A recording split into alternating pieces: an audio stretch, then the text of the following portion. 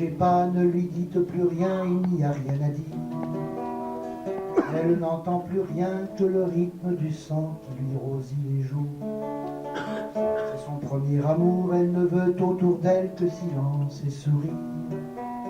Ce n'est pas un hasard si elle est devenue la plus belle d'entre vous.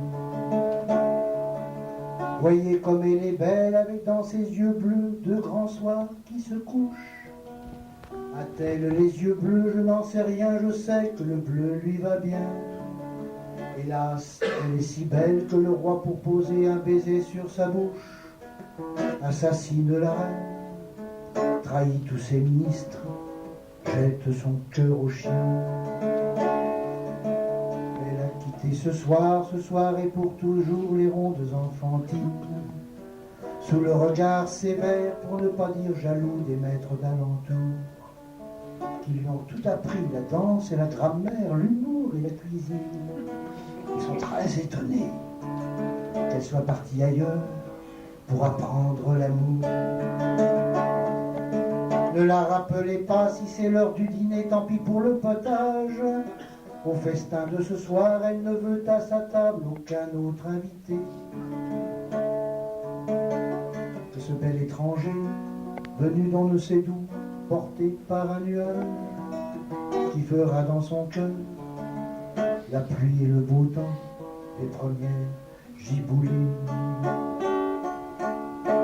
Ne la dérangez pas, vous qui parlez si bien, commencez par vous taire. Le silence des arbres a bien plus d'éloquence que vos dissertations. Parlez de liberté en jetant l'anathème sur un cœur d'écolière ne fait pas avancer le programme ambitieux de vos révolutions. Quand on croise un amour, on devrait s'habiller en costard des dimanches, déboucher la bouteille que l'on avait gardée pour le soir de Noël, inviter à sa table les beaux amoureux dont les têtes se penchent, afin de se rejoindre à l'endroit d'un baiser doux comme un arc-en-ciel. Ne la réveillez pas, le château des amours s'endort au creux des brumes. Les chevaux du carrosse ont les chines courbées sur l'herbe du printemps.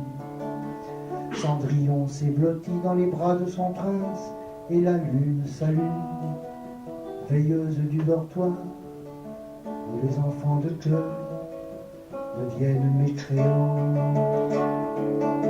C'est son premier amour, taisez-vous, taisez-vous, je crois qu'elle est heureuse. Le bonheur est précieux, car il ne dure guère que le temps d'un espoir. Les grenouilles du lac se cachent dans la vase, et la forêt frileuse répond par des soupirs au vent qui lui raconte ce qu'il a bu ce soir.